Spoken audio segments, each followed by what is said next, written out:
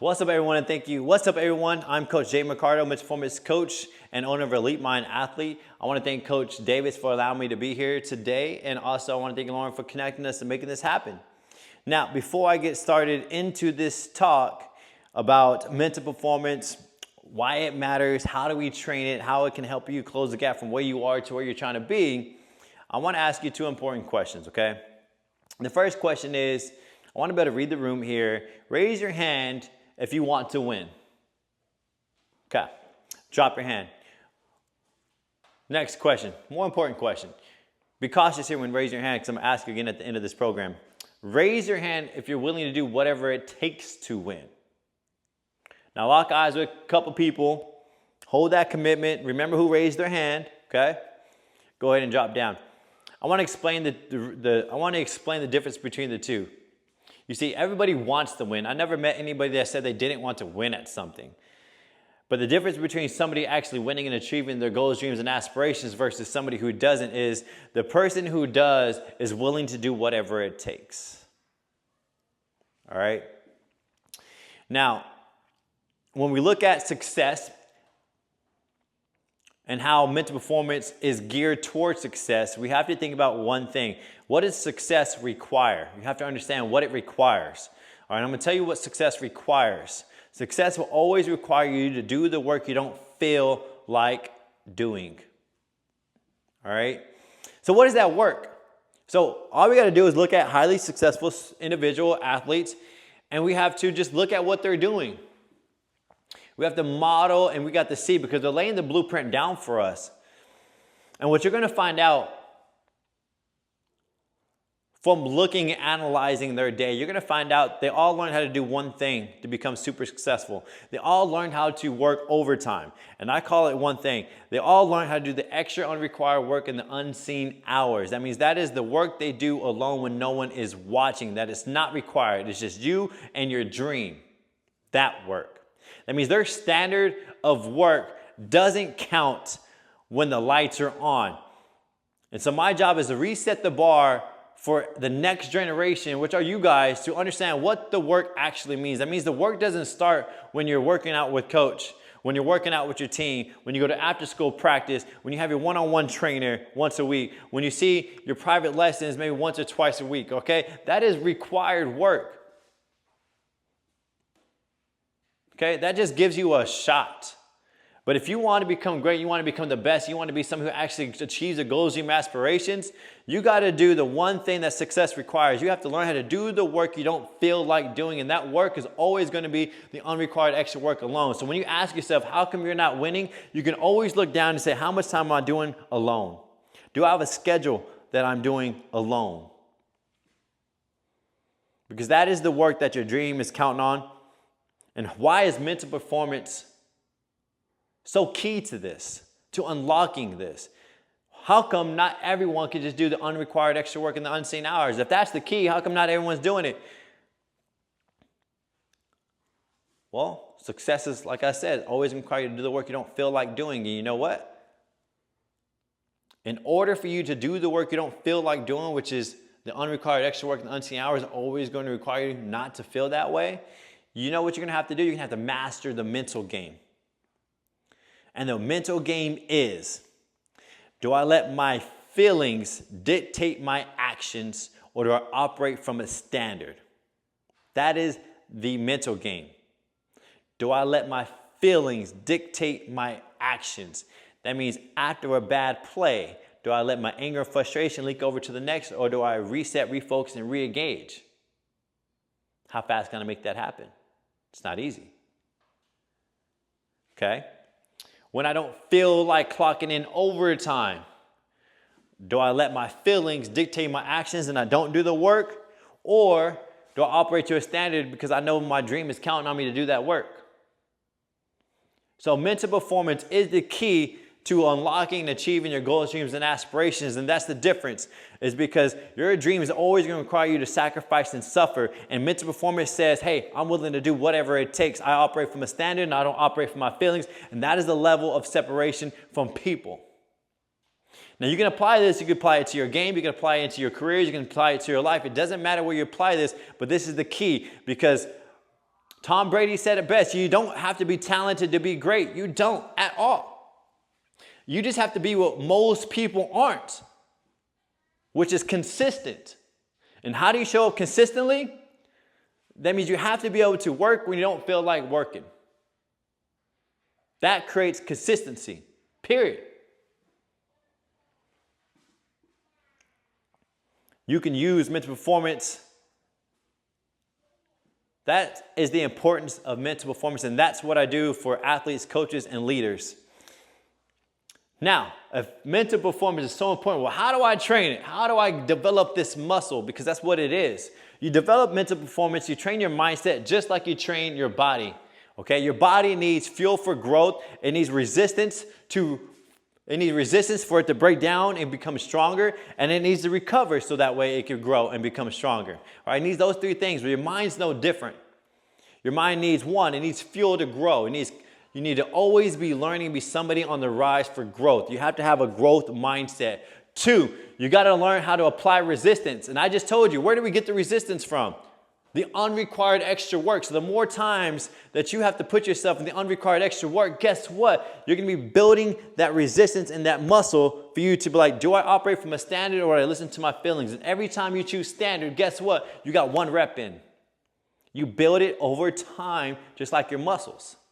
And you got to learn how to recover it. All right? You got to learn how to be calm under chaos. When you have a bad play, do you reset, refocus, re-engage so you can be that calm, cool, and confident player? Or do you let it leak into the next play? Or do you have a bad game or a bad day? Do you let that bad day leak into the next, to the next, to the next? Or do you learn how to reset, refocus? Right? Speed to get back into the grind. This is the recovery process. You need these 3 components. All right?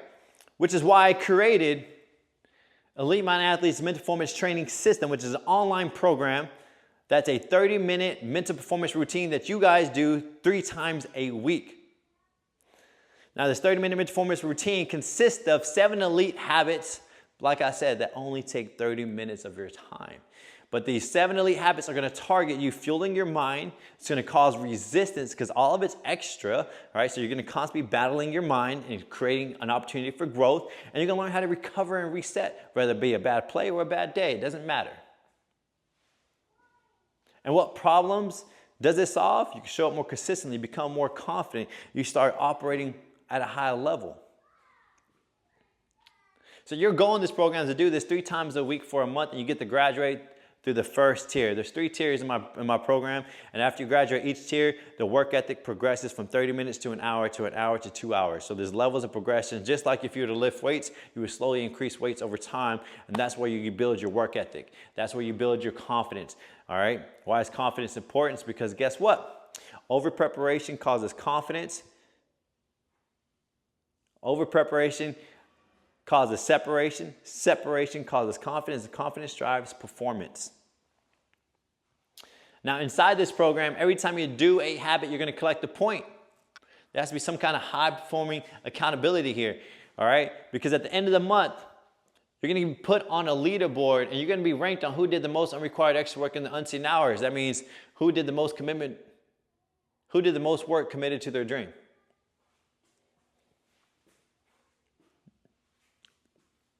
You got to know this stuff, all right? Because you got to take that negative emotion or positive emotion, you got to leverage it to take positive, productive action. We got to constantly be somebody who is getting better, all right? Now I'm going to go over these 7 elite habits real fast and what pillars that they serve. So in the 7 elite habits, and here's what you're going to be doing in my program is 1, you got to wake up earlier. Why? Because the number 1 excuse in the world why somebody can't achieve their goals, dreams, and aspiration is they don't have time. And that's not an option. We got to achieve it. So we create time. How do we do it? We wake up earlier. Or we prioritize our day a little bit differently. In this case, I'm going to teach you how to wake up earlier, 30 minutes earlier. You're going to fill out a Google form, and it's going to timestamp what time you wake up. The second habit is you're going to wake up, make your bed, and take a picture of it and send it to me.